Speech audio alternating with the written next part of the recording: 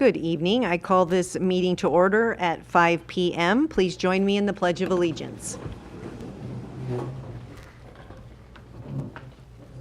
Ready? Begin. I pledge allegiance to the flag of the United States of America and to the republic for which it stands, one nation, under God, indivisible, with liberty and justice for all.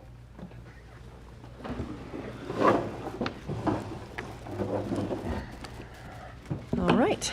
Roll call. All directors are present. Moving on to approval of the agenda. Are there any changes to the agenda? There are no changes tonight. I will move the agenda. I'll second. All in favor say aye. Aye. Any opposed? Thank you. The agenda is approved. Moving on to public comment. There are no members of the public in person or online at this time. So we will move on to community reports, and it looks like online we have Sam Shoup.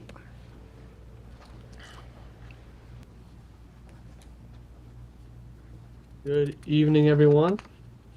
Thank you so much for having me. Hopefully I'm being heard here very well.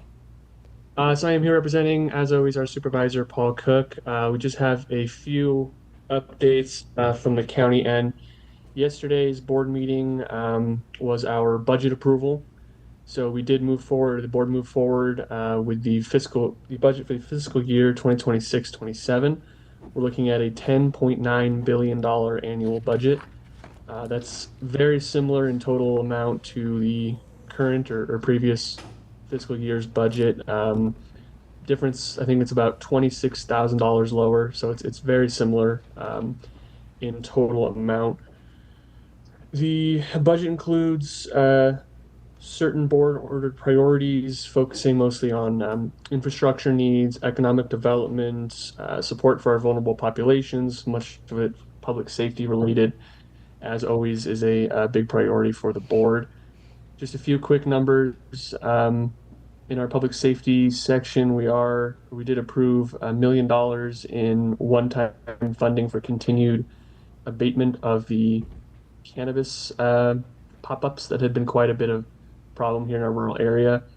Additionally, for some more rural assistance, our probation department is going to have a new mobile engagement vehicle to be able to get out into the community. Another one that's going to be designed specifically for off-roading for people who live on dirt roads that aren't, county maintained, especially when they get washed out. We're going to be able to do our best to be able to get out to support members of the community in that situation. For our sheriff's department, approved $2.3 million for drones and other new and exciting technology. I think they used a more scientific term than that. The main changes in operating expenses increased about $44 million, mainly in behavioral health department. There's a lot of changes going on there with the Prop 1 that was passed in 2024, as well as our public works department. A lot of that is offset by some decreases in the Board of Supervisors accounts. So again, it's very similar to the previous budget, so we're not huge amounts of changes on that. Also approved at yesterday's board meeting was a grant application to the Department of Agriculture at the federal level, specifically for removal of debris and other issues got onto our roadways from the winter storm last year, early this year, specifically including some areas in Phelan that we're still looking to clean up. That would be about $2 million, I believe, if it ends up being awarded by the feds.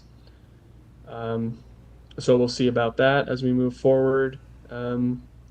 Also, for those in the area who have been following the Maverick fuel station that's going to go over in Piñon Hills, we've been getting quite a lot of outreach on that one. We did have the appeal scheduled yesterday, has once again been postponed. So now that will be heard by the board at the first board meeting in August, which I believe is August 4th, if I have that correct.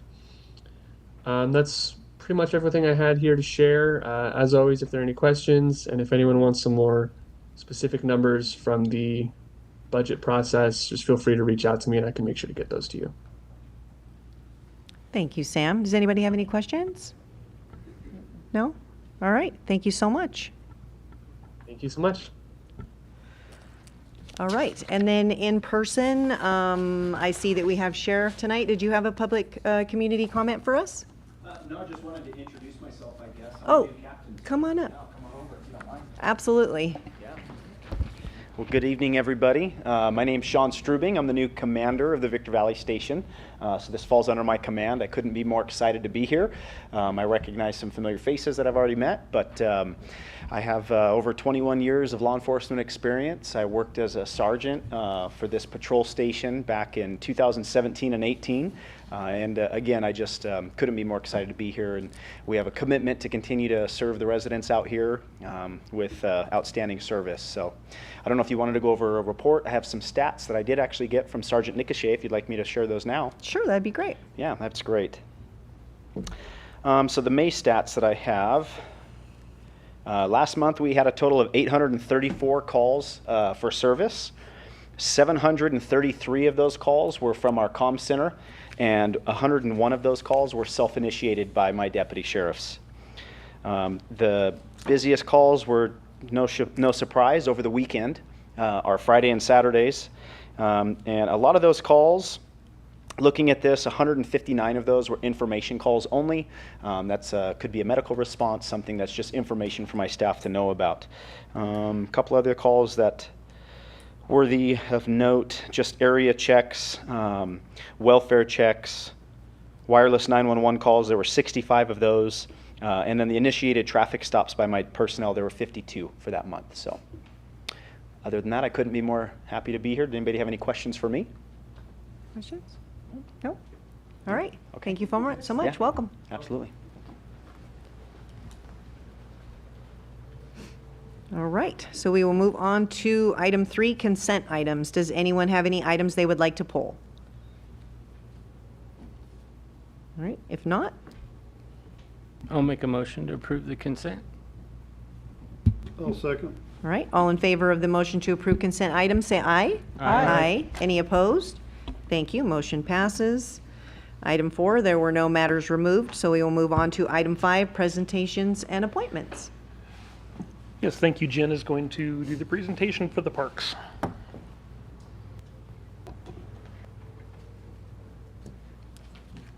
And it's actually not going to be just me. It's going to be Mr. Noland as well, providing some financial information for it. Let me just share my screen here.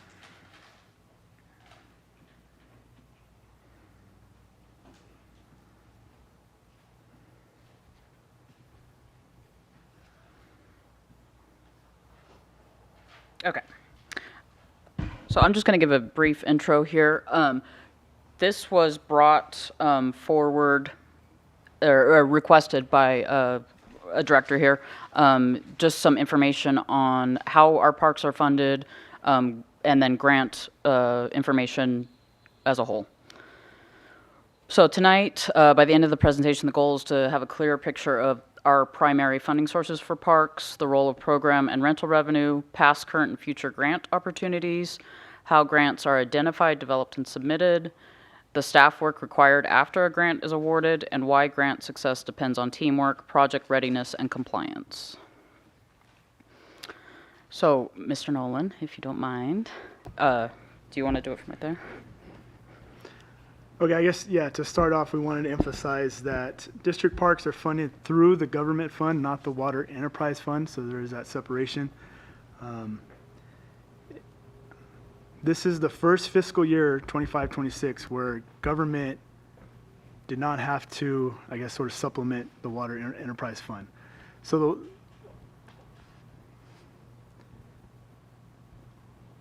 the government may support the enterprise or capital needs when it is legally available and properly authorized by the board, but the money cannot go from enterprise to government. So the enterprise fund is used to fund water operations, the water CIP projects, and debt service, whereas the government fund is used for parks and recreation, solid waste programs, and the street lighting.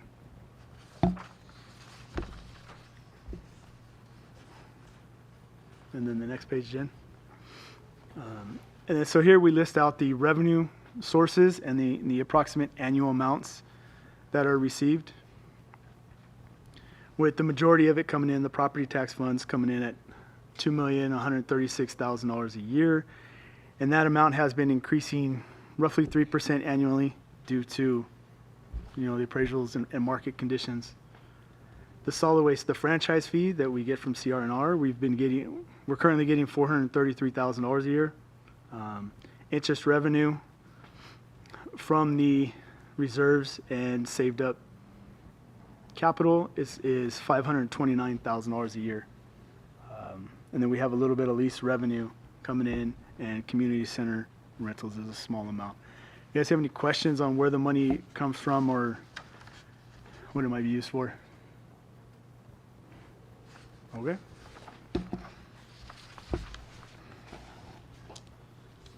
Okay, so with that in mind, it's important to talk about why grants matter. They matter because they help us stretch our local dollars. They don't replace the need for local funding, staff capacity, planning, or long-term maintenance, but they do help us do larger capital projects like our Civic Center building or our park enhancement. Grant funding is highly competitive. I really want to stress this. We have been extremely fortunate as a small district to get as many grants as we've been able to get. There's been a number of factors that have played into that, but we are very fortunate. If you take a look at the slide, you can see in this past funding period, the total funding requested was like over $7 billion. And the only amount awarded was $1.2 billion. So that, reflects there was 1,800 applicants and only 313 projects were selected. So we're looking at like a success rate of around 15 to 17% in terms of being able to actually get a grant. So what makes a grant application great? Grants are not just awarded to good ideas, because lots of people have ideas. They're awarded to ready projects with strong documentation and the ability to comply. So we talk in the office all the time about shovel-ready projects. That's what they like to see. We've missed out on 1 or 2 grants because our project just wasn't quite there yet. So it's all of the work building up to the actual day that you apply is what makes the grant application actually successful. So there are different elements, of course. There's the project readiness. You have to demonstrate a clear public benefit. There needs to be an eligibility fit. A lot of times we miss out on grants because we are not a dense urban area. We don't meet the EnviroScreen definition of a disadvantaged community. There's a lot of different factors that impact whether or not we get grants. Another thing is that we've been, that's made our grant successful is our board support. You guys have been extremely, supportive of staff going out and getting grants and following through with that. And then the administrative capacity. There is a lot of reporting that goes into grants. I couldn't even tell you how many hours I spent doing reporting for grants, but we do have to have staff capacity to even be able to process those grants. And going back to grant success as a team effort. So it starts with the board. You guys set our priorities, you authorize the applications and agreements, approve matching funds, because usually there's matching fund requirement. Our GM provides direction, partner coordination and oversight. Our staff has to develop the narratives, community benefit language, timelines, and documentation. Engineering provides project scope, technical input. Finance tracks eligible costs, matching funds, reimbursement requests. I think David's tired of me coming into his office asking about different things. And then we have our legal and consultants and our partners. And just a shout out to Wallace Group. They have been really instrumental in helping us with a lot of these grants, especially the administrative side of them. So here is the district grants. So we're going to go over our past successes, current projects, and future opportunities. So in the past, this is a sort of a condensed list. There's a couple that were not listed on here of grants that we got that were smaller amounts. I'm going to have to shout out MWA right here because we have gotten a couple grants from them that aren't listed on here. But these, it's important for the district to show success in the past with our grants, show that we've executed them properly. There hasn't been any, weird things like that, and that we can actually perform the work that we set out to perform. And you'll see there the total at the bottom there. So these are our current grants that are in progress. The last slide was grants that have already closed out. We've received the funding, and that's it. So these are the current ones in progress. As you're familiar with the Civic Center, that was, granted, a portion of that was from Obernolte and then through the county. The Phelan Park Enhancement Project is ARPA money and some state money as well from the Department of Parks and Rec. The storage tank that we're getting ready to build up on the hill over there, that's coming through HUD. Right now we're working through our Cal Recycle grant. We're just about to close that out. That we got that for implementation of SB 1383. We have a cybersecurity grant that's currently in the works. That's helping strengthen the district's firewall and a bunch of other things that I don't understand with cybersecurity. And then we are also in process of the synthetic radar leak detection project as well. So as you can see there, that's about $5.3 million in grants that we're currently processing. So what are we working on now? We are currently developing our next parks grant application package. So we don't know which fund we're going to apply it to. We don't know where we're going to get the money, but we know all the pre-work is necessary before we even go and fill out the application. So we're going to begin public outreach because that's a requirement of a lot of the grants. And we are going through the design process and environmental so that we are ready when those dollars come out. We're ready to put our hand out and say we are good to go to begin construction. So the bottom line, basically, of this presentation is grant funding is only free money until the paperwork starts. Successful acquisition and execution require ready projects, clear board priorities, and strong administration. And if anyone has any questions. Questions? No, thank you. I appreciate the presentation. You're welcome. This is exactly the information I was looking for, and the breakdown. I like the explanation between enterprise funds and government funds. A lot of people don't understand that. So that's kind of why I asked for it. I was always hoping we get more participation from our community, both online and in presence, so they could understand that. But, in the future, hopefully we can put a program together that reaches out to community, not that you haven't in the past. I've seen the survey that went around. I participated in that prior to being a board member, to let the community know what options they have if they want to invest back in their community.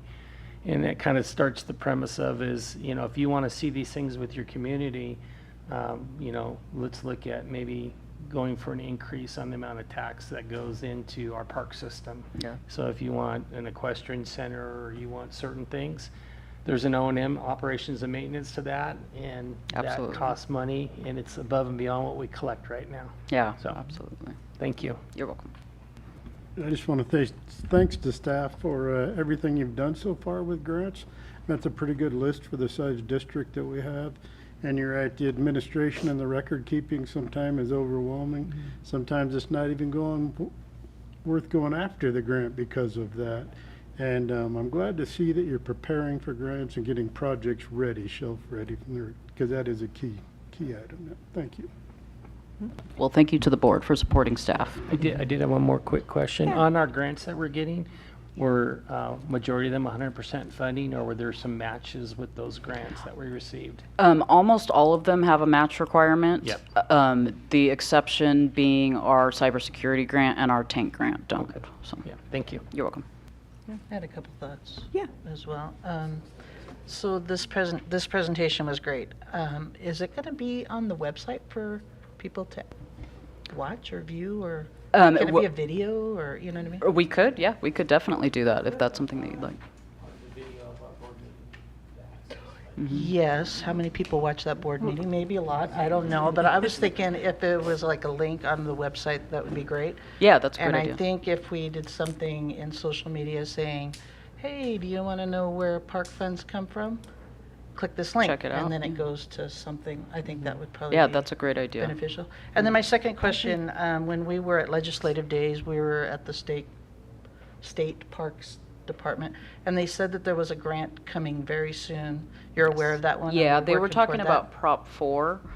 The goal of that one is really to reach disadvantaged communities and communities impacted by different environmental factors. And we've looked into it, and I don't think we're going to be very competitive because it is a very highly competitive grant. But that is, yes, one that we've been looking at. Okay, thank you. You're welcome. Thank you very much. All right, moving on to item 6A, public hearing regarding 2025 Mojave Regional Urban Water Management Plan. Mr. Bartz? Yes, we'll start off the presentation before we get into the public hearing part. Perfect. Good afternoon, everyone. Pedro Ramirez, I'm Senior Water Resource Planner with San Diego.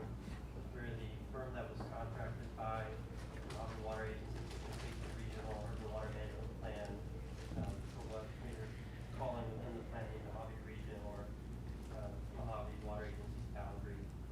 With me today, I have Greg Young, one of the principals at San Diego, and Melody Bailey, Mojave Water Agency. We have prepared a few slides. I know they were in the agenda packet. Yes, I'll bring it up. Just one second. I'm having an issue. No worries.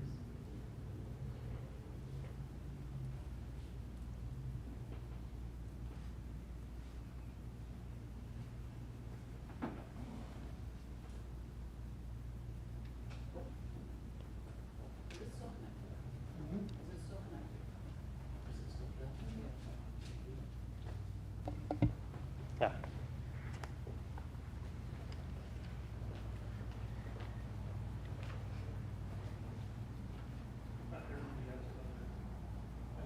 Mm-hmm.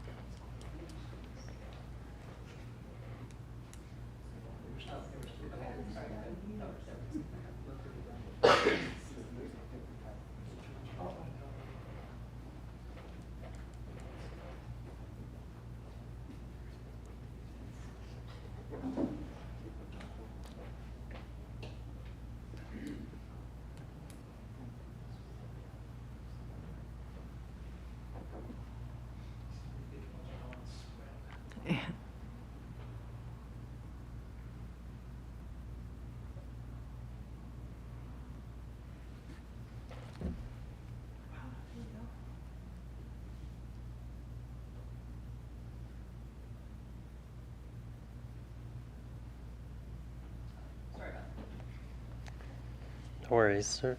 Maybe next slide.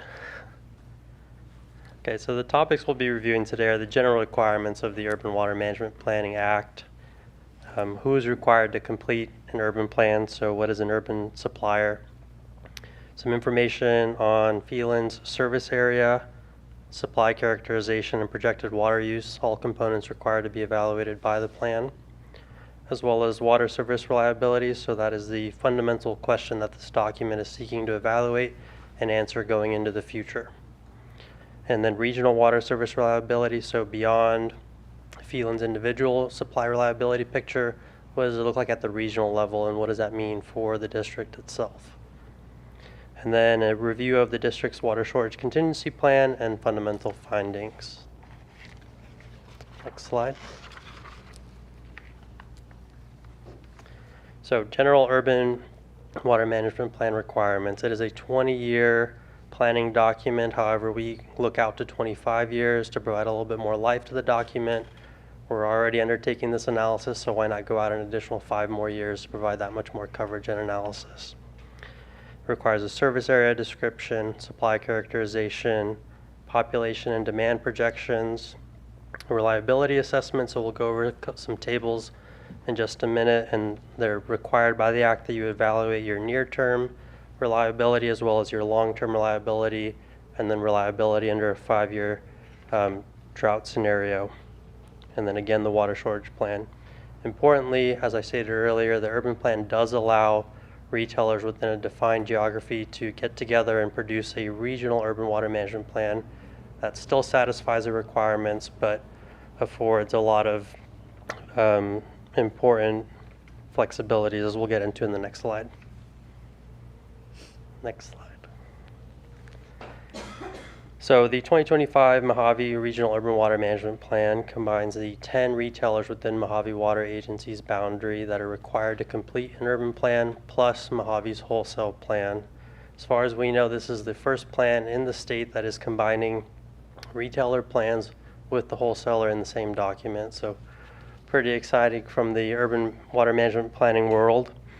And as I mentioned earlier, the flexibilities and why we decided to undertake this is it provided economies of scale and consistent messaging regarding supply characterizations, conservation into the future, and delta reliance.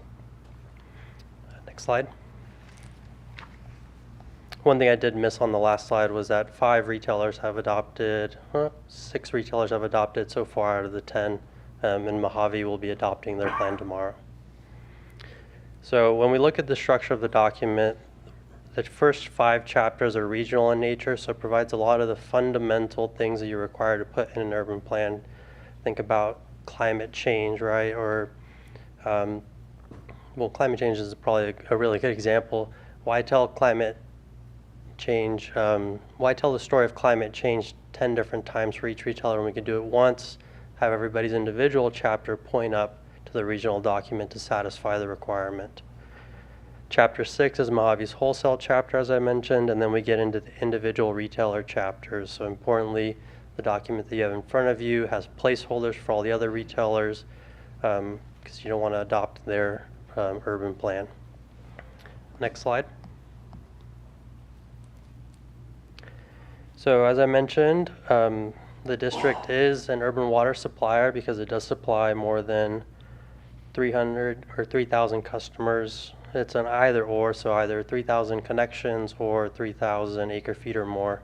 So the district meets it on a connection basis with around 7,400 connections, and in 2025, around 2,700 acre feet of water supplied to your customers. Next slide. So one of the main components with forecasting demands is understanding what your population is doing, because that really drives demand into the future, especially when we start to get out to 2060. So we compiled our population projections using a variety of sources, which includes the 2020 census data, data from the Southern California Association of Governments, as well as the main driver, which was a population study commissioned by MWA, by Beacon Economics, and UC Riverside. So we combined all 3 of those, met with the district and land use agencies to make sure that we're right-sizing the population and the projection assumptions going forward into the future. So in 2025, the population was estimated at just over 21,000, climbing to almost 23,000 by 2060. Next slide. Supply characterization. So groundwater is a primary source for the district. Again, it is subject to the Mojave Basin adjudication and therefore assigned a free production allowance, and that is governed by the water master. And then any production excess of free production allowance is required to, the district's required to purchase replacement water to offset that. So as I mentioned, the district is within the Alto and Oeste sub-areas of the Mojave adjudication and has individual base annual production numbers for each of those. We then multiply the current free production allowance for those, and we arrive at the district's FPA combined in the Alto and Oeste. We did recognize that the district has some water supplies in the Antelope Valley Basin, but those have generally started to taper off, and we did not include those as a conservative estimate in this given recent trends. Next slide. And then the district also has carryover supplies as well that are around 2,500 acre feet that it could utilize.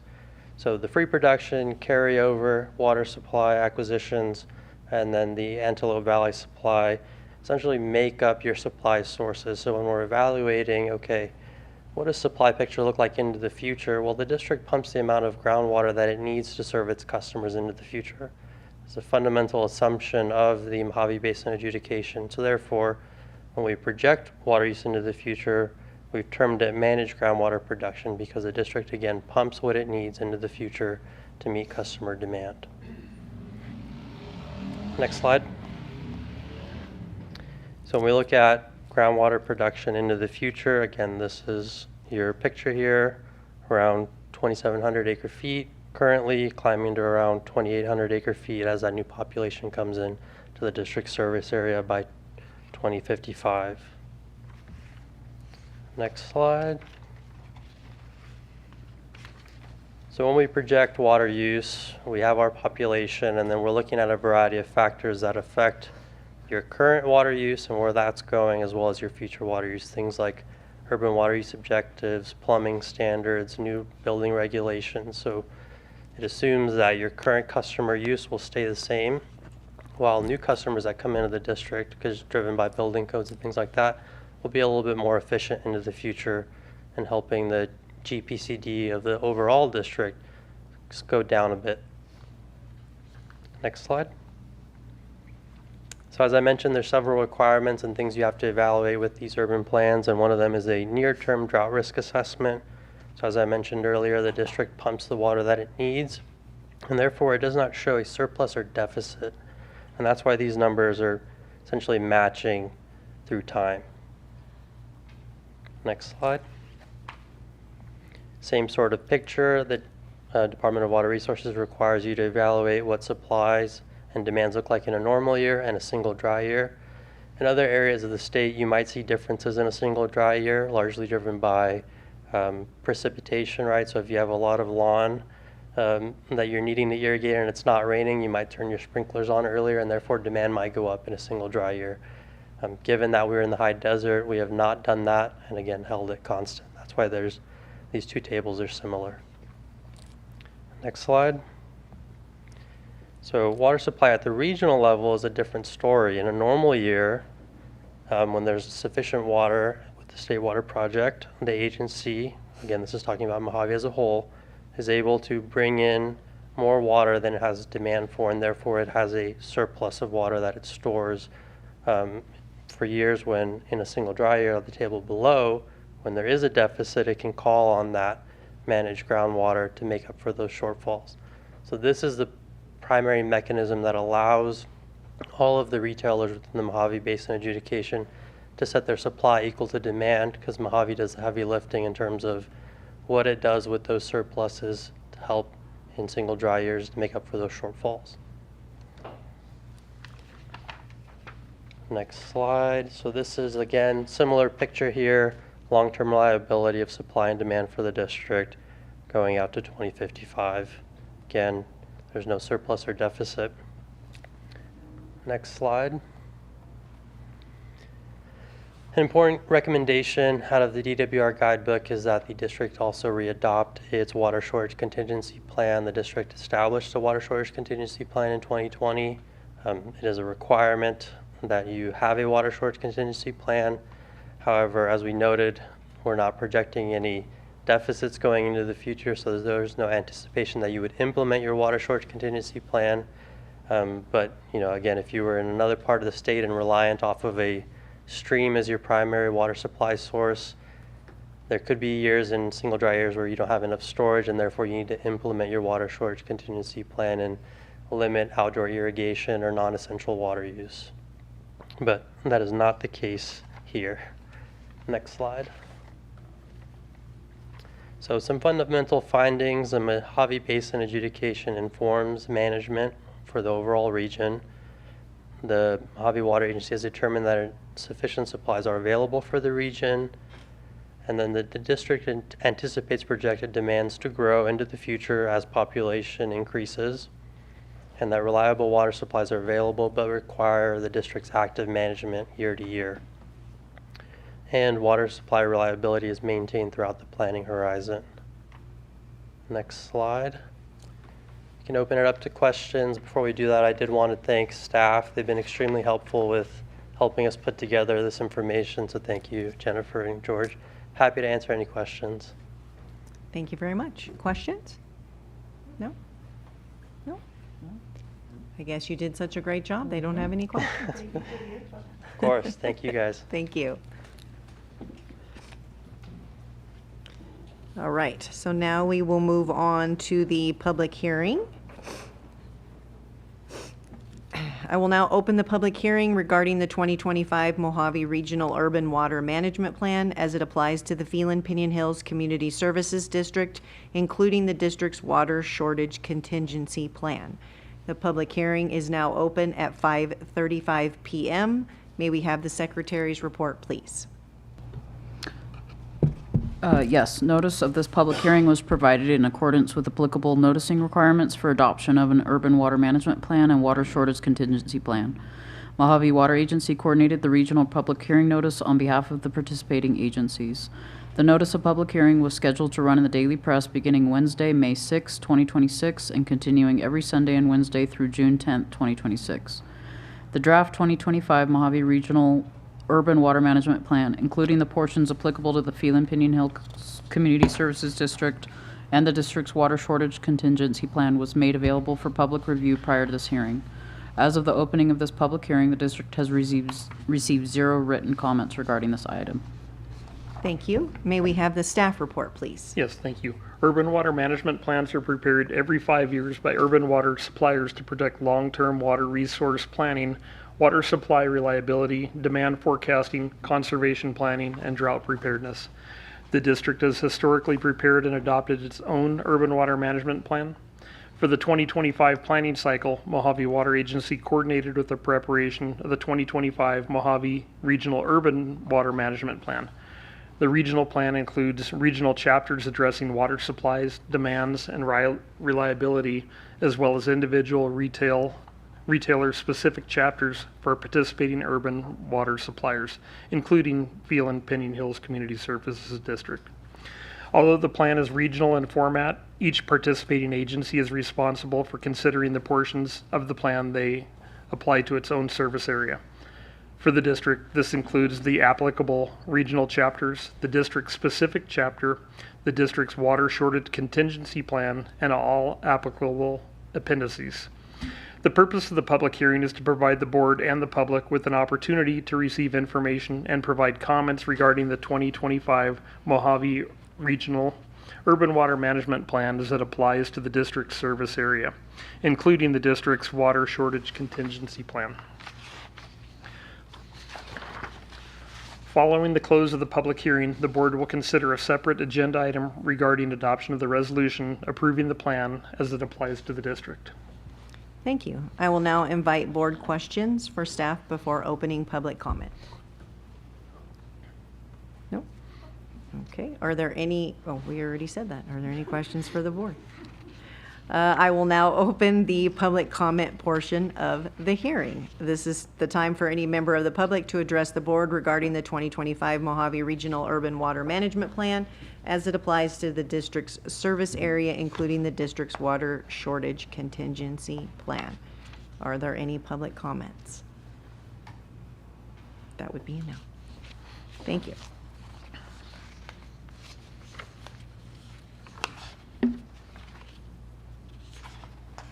All right, if there are no further comments, I will now close the public hearing. The public hearing is closed at 5:39 PM. Thank you.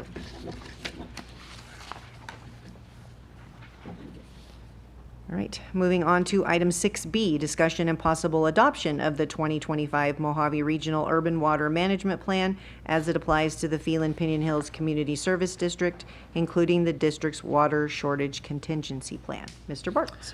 Thank you. Staff's recommendation is that the Board of Directors adopt Resolution 2026-14. All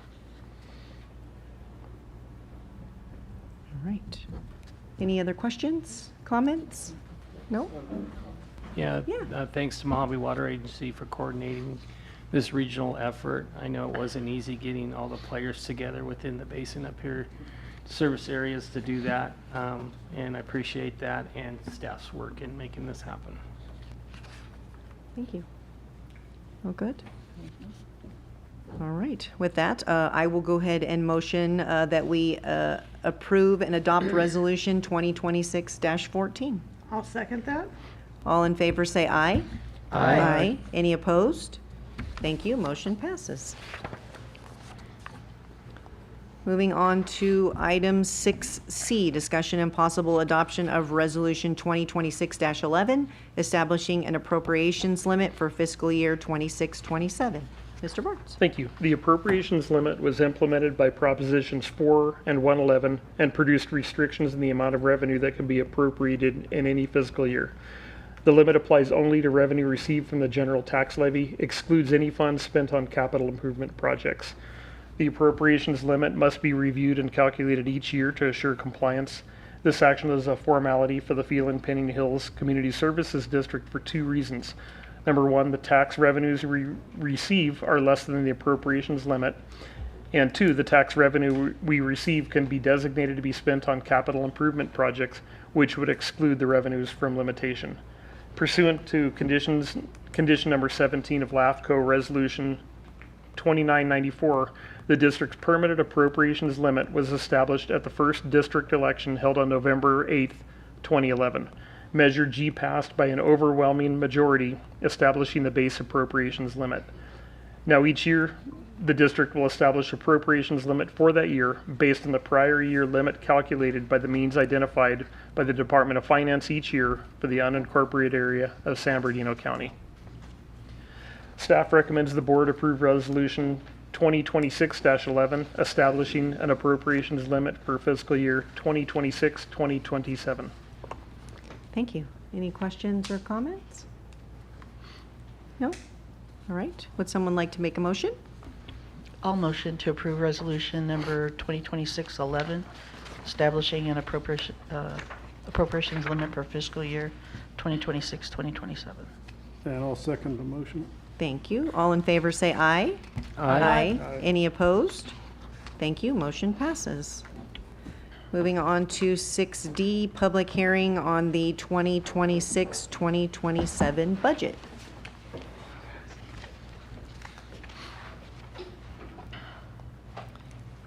All right, I declare that the public hearing on the proposed adoption of the final budget for fiscal year ending June 30th, 2027 is now open at 5:42 PM. May we have the secretary's report, please?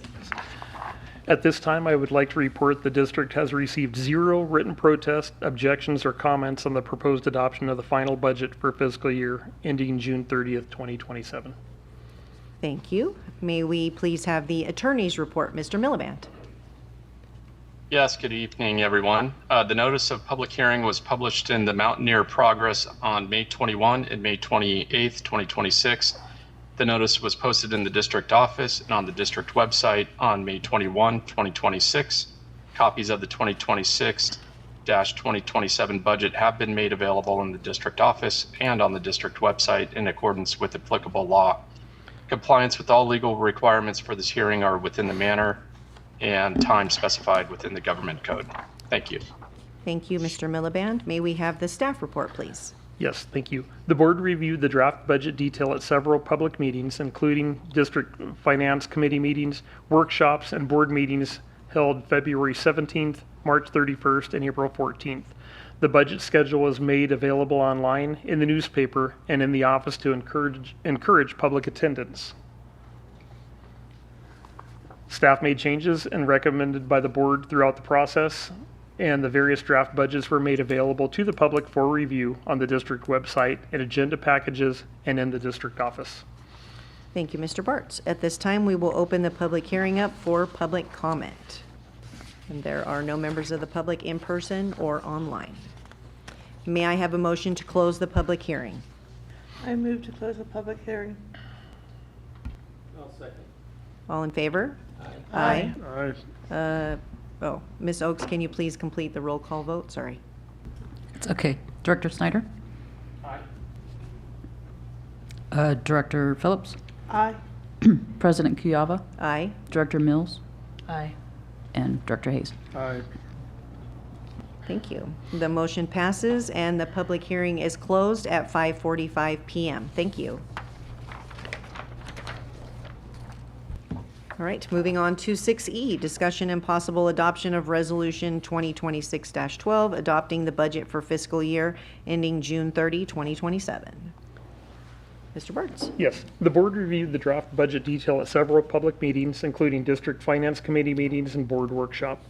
The budget schedule was made available online in the newspaper, in board and finance committee agenda materials, and in the office to encourage public participation. Staff made changes as recommended by the board throughout the process, and draft budgets were made available to the public for review on the district's website, in agenda materials, and in the district office. The budget hearing took place preceding this agenda item. Should the board desire to approve the budget, the next step for the board is to adopt resolution number 2026-12. And I have the fiscal impact, but I believe everybody has it in front of them. So with that, staff would be looking for the board to adopt resolution 2026-12. Thank you very much. Any questions, comments? No? All right. Would someone like to motion? Make a motion to adopt resolution number 2026-12, adopting the budget for fiscal year ending June 30th, 2027. I'll second that. All right. All in favor say aye. Aye. Any opposed? Thank you. Motion passes. Moving on to 6F, discussion and possible adoption of resolution 2026-10, adopting policy 2300, community support and donations policy. Mr. Bartz. Thank you. The district periodically receives requests from community organizations seeking financial contributions, sponsorships, or in-kind support. While the district has historically supported community programs and events, these requests have been evaluated on a case-by-case basis without a formal policy framework. Policy 2300 has been developed to establish clear guidelines for evaluating and approving such requests, ensuring that any use of district resources serves a legitimate purpose, provides a direct benefit to the district residents, and is consistent with the district's mission and services. The policy defines eligible organizations and activities, outlines prohibited uses, and establishes administrative authority and budget controls for donation requests. The general manager or designee will establish procedures, forms, and checklists as necessary to implement the policy, support consistent review of donation requests, document public benefit, and maintain appropriate records. The administrative framework will assist staff in processing requests in a consistent and legal compliant manner, while maintaining appropriate board oversight through the annual budget process. And we have the fiscal impact and the attachment, which is the policy 2300. And if you have any questions, we're happy to answer those. Go ahead. I was just wanted to confirm, are donations allocated under the public relations in the budget? Is that the category? That's the only one I could find that fit. So I just wanted to verify. Donations going out? Yes, this is what the policy is going over, right? Donations going out? Yes, it's under the public Okay. relations. Thank you. Any questions or comments over here? No? All right. Would someone like to motion? No motion. I move to adopt resolution 2026-10, which is the policy 2300, community support and donations policy. Thank you. I will second that motion. All in favor say aye. Aye. Any opposed? Thank you. Motion passes.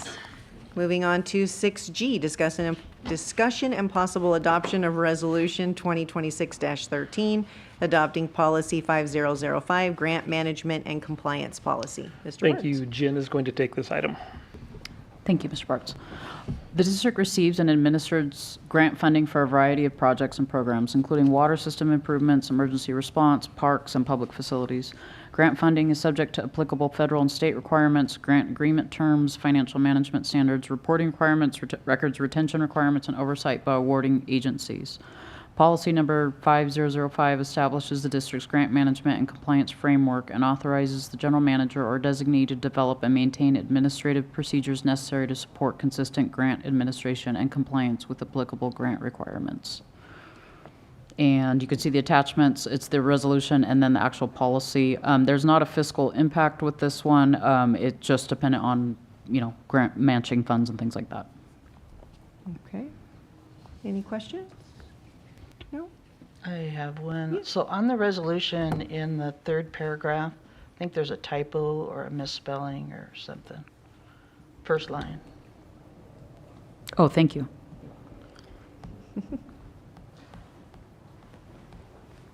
Good. Okay. Would someone like to motion?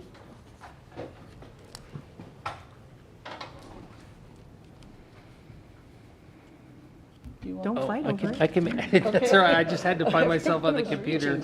So, I'd like to make a motion and possible adoption of grant resolution 2613, adopting policy 5005, grant management and compliance policy. I'll second that. All in favor, say aye. Aye. Any opposed? Thank you. Motion passes. Moving on to item H, update on district projects. Yeah, thanks. We'll start over with George and then Chris to update you on the wells. Okay. Great. Thank you, Ms. Bartz. Can you hear me? Okay. Let me see. The exterior canopy and framing and roofing materials have been completed. For the last couple of weeks, they have been working on the mechanical, electrical, and plumbing on the interior. Most of the sprinklers have been installed. They're working on prepping the exterior for veneer and weather barrier. The delivery of the windows are scheduled for early July. Once those windows come in and are installed, they can begin on the finishing of the exterior. This also will help with climate control when we have the switchgear and the electrical panels installed to energize that building, and that is scheduled for August. The north and south walls are currently in construction, along with the trash enclosure that's in progress. The parking lot asphalt is scheduled for Friday, and seal coating will follow 30 days afterwards. The parking lot will remain closed until then. So we're looking at Monday, July 13th, when the parking lot would be then open for public use. So we're struggling parking out in the dirt, and with the limited parking that we have for the park visitors. We tend to park over there on Warbler Road.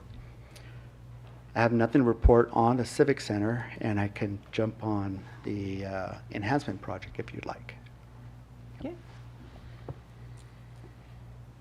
Well, quickly, I just want to go back to the Civic Center. Pending is the gas line to the building. It's been a struggle working with SoCal Gas, but we finally got authorization, and we're waiting for a schedule for construction. And that is to bore across Sheep Creek Road on the south side of the building into the generator room. That's pretty much the feed to the gas generator that we have for the building. The FF&E, we are working on that RFP. Once we get the building sealed and climate controlled and the community center finishes in, we will be able to set delivery of the furnishing. So we're anticipating October. So we're kind of gauging when to advertise, receive bids, bring it to the board for approval, and then accept delivery. What that will do is help minimize the cost of climate control storage that's typically provided by the consultant that works on providing the furnishings. That was initially in a proposal that was received in the beginning of the project until we pulled that and decided to deal with the RFP later in this project. And like I said, the delivery of the electrical panel and transformer will be in August. And as mentioned before, the office will be out of power for a week. And that's when we'll have the generators installed to keep us going for our day-to-day. The enhancement project. Plan check provided comments on the greenhouse and the foundation plan. It took us a bit to get to the first plan check. That means that there is a second plan check. And that is going to be submitted here probably in the next couple of days. Once that is approved by the county, then they'll pour the foundation and install the greenhouse. They have put in the garden shed, and I think that's the only thing that they've really completed was a garden shed. Really, we're waiting for county on that greenhouse. The pickleball court lights will be installed in the next few days prior to the pickleball court painting. They're going to be painting the pickleball court and sealing it. And once that's completed, then they'll complete the fencing on the garden and the pickleball court. So we're just waiting for the greenhouse approval. Sophie has been reaching out to the county almost every day, asking for status. It hasn't really worked that well. It took us about 2.5 weeks to get there. It's just, we're putting it back of the line with other plan checks. Though it's a simple, quick, easy plan check. A couple hours is just part of the process. With that, I have nothing more to report on the enhancement project. Really, there isn't much to report on the Phelan Park expansion, other than we're planning to do the reach out on the amenities with public, and we're working with Wallace Group to kind of coordinate those meetings. So, any questions on that? That'll complete No. my update. All right. Thank you very much. Thank you. All right. Moving on to item 7, committee reports. Oh, I'm sorry, Chris. No worries. I just got excited. I just have a couple updates on the few projects we're working on. Well 16, the drilling was completed back in February. That Edison application has been submitted. Switchgear, transfer switch, pumping equipment have been ordered. Well 18, they completed drilling and casing. We have been test pumping since April 30th. There has been a lot of issues with their pumping equipment. They dropped the pumping equipment down the hole, so that took a couple weeks for them to recover. They've had to install and remove their pumping equipment 3 times, which they're doing right now also. Just different mechanical issues they're having. We should resume pumping by next Wednesday. Our storm damage, we did complete the 4 main crossings that were damaged in the Sheep Creek Wash. Those are all back online. We have 3 more water mains that we're looking at getting replaced. All that material is on site, and we'll be working on getting that completed throughout the summer. That'll leave us La Mesa and Colorado, which received significant damage. That will be designed and replaced probably in the fall. The Astera leak detection that we contracted with, that was the satellite leak detection. We did receive our first scan, and they found 78 points of interest. After field investigations were completed, there was 15 distribution leaks, and they did find 26 customer leaks. We should be receiving a second scan probably later in the summer. We're going to meet with them next week to discuss next steps. Any questions? Mm-hmm.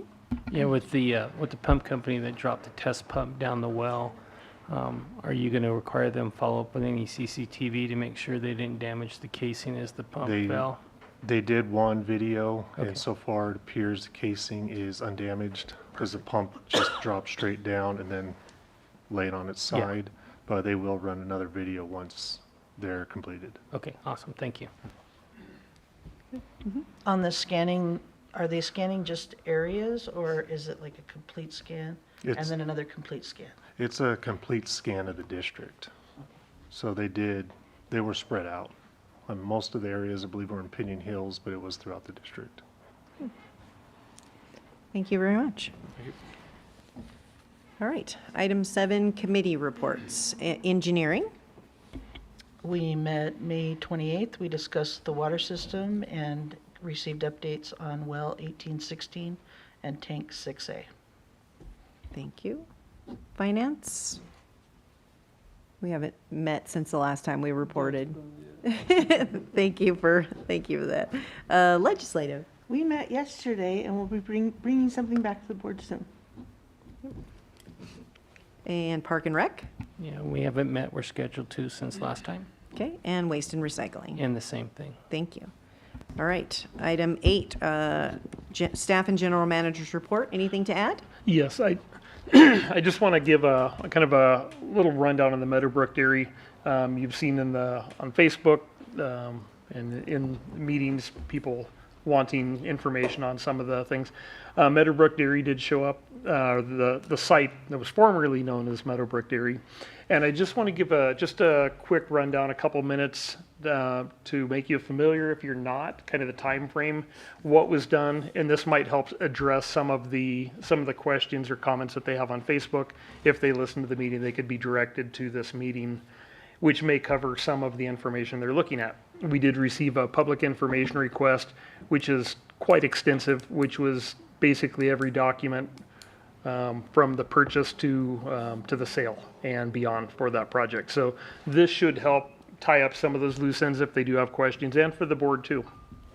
And if you have questions as I go through, feel free to ask. So the Meadowbrook Dairy on Sheep Creek Road was purchased in 2012 for the water rights of the property.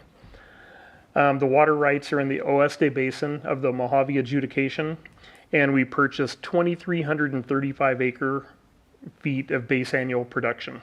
So that's prior to the ramp down.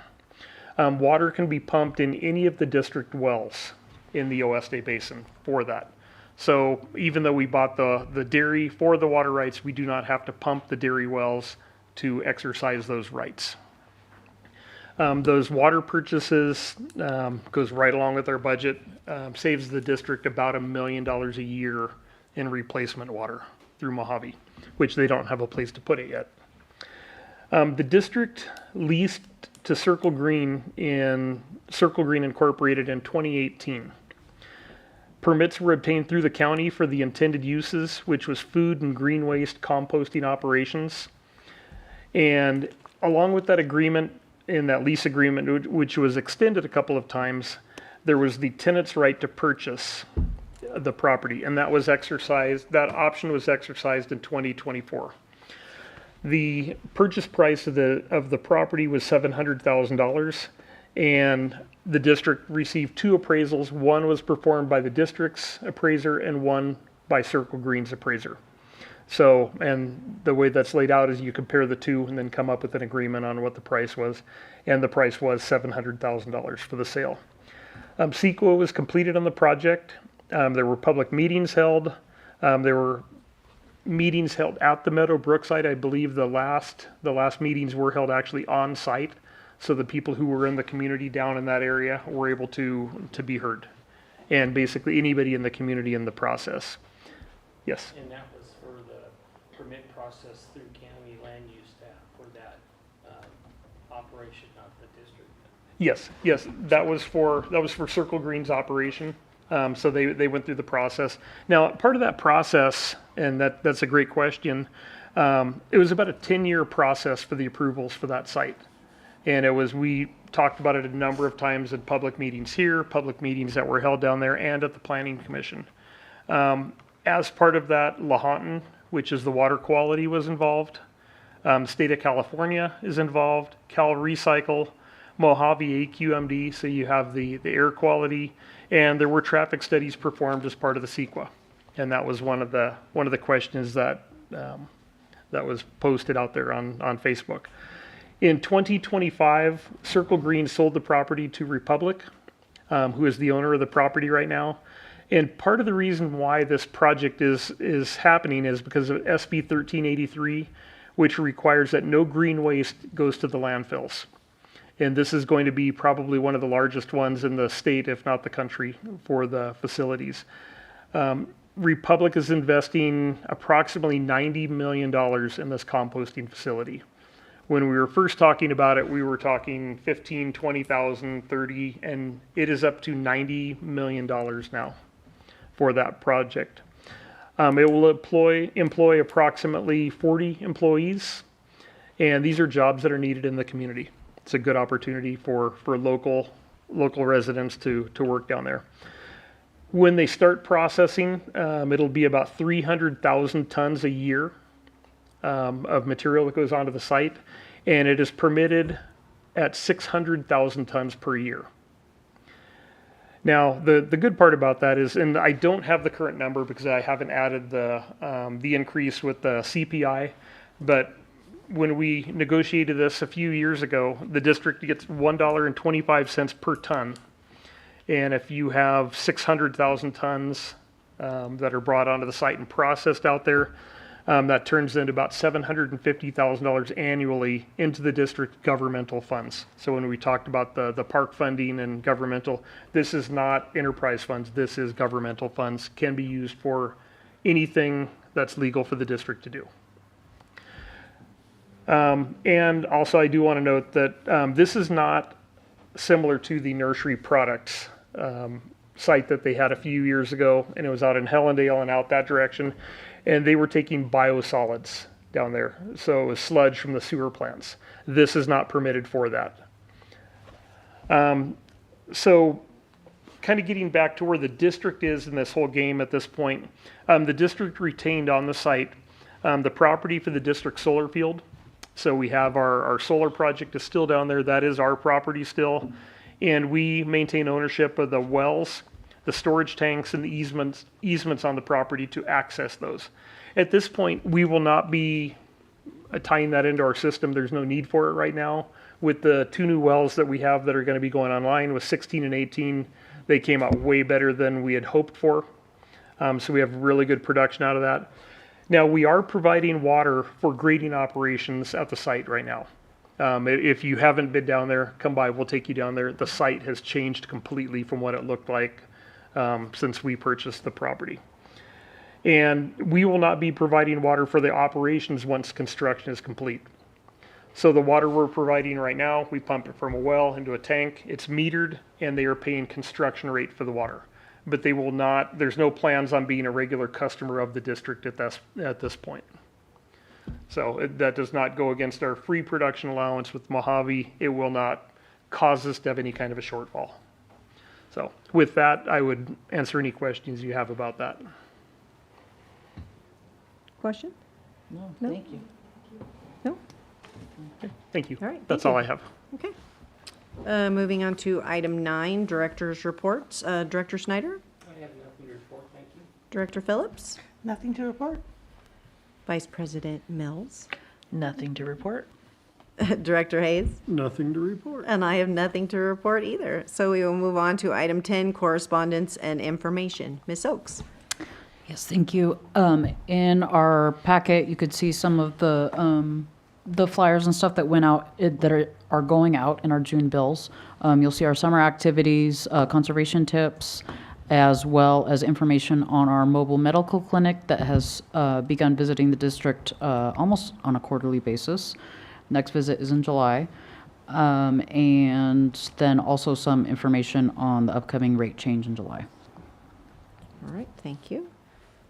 Okay, item 11, review of action items. Were there any prior meeting action items? All have been completed. And current meeting action items? I have noted none.